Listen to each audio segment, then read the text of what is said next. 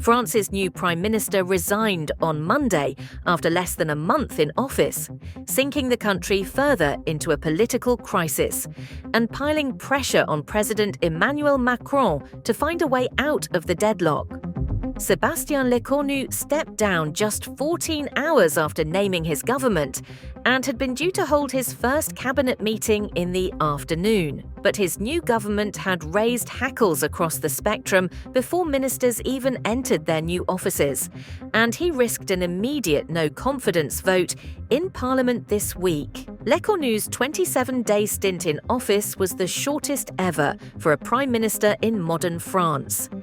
"The conditions were not fulfilled for me to carry out my function as Prime Minister," Lecornu said, denouncing the partisan appetites of factions who he said had forced his resignation.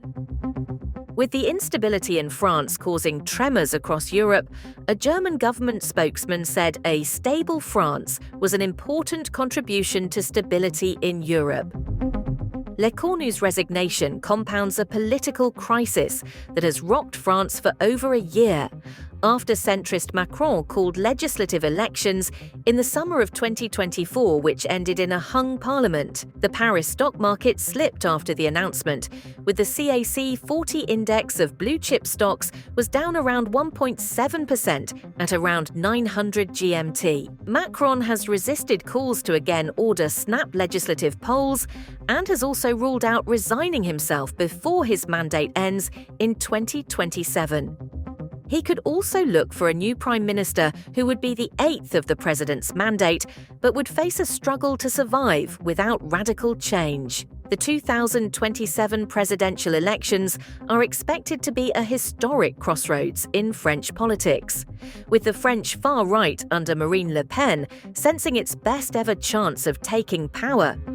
Le Pen said it would be wise for Macron to resign, but also urged snap legislative polls as absolutely necessary. The party leader of Le Pen's far-right National Rally, RN, Jordan Bardella, said he expected the legislative elections to take place and added, "The RN will obviously be ready to govern."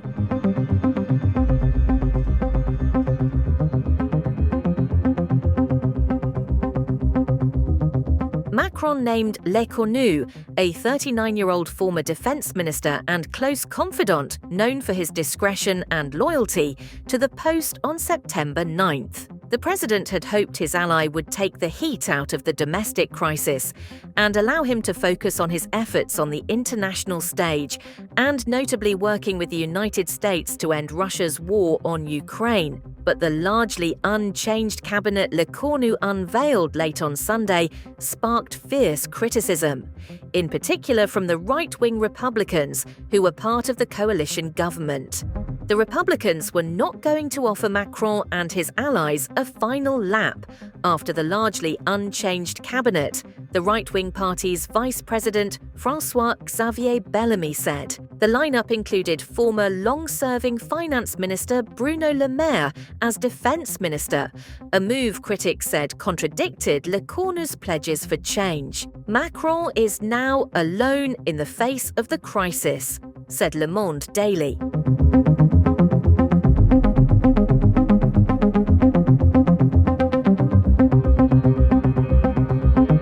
Lecornu had faced the daunting task of finding approval in a deeply divided parliament for an austerity budget for next year. Lecornu's two immediate predecessors, François Bayrou and Michel Barnier, were ousted by the legislative chamber in a standoff over the spending plan, and he risked the same fate. France's public debt has reached a record high, official data showed last week.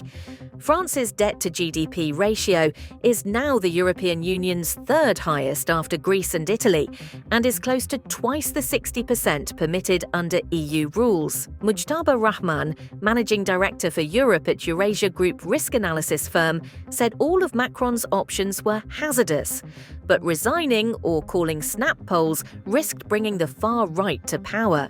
We believe that Macron will appoint a new prime minister and challenge the disparate far-right and left-wing opposition to cooperate to avoid a profound fiscal and political crisis, he said.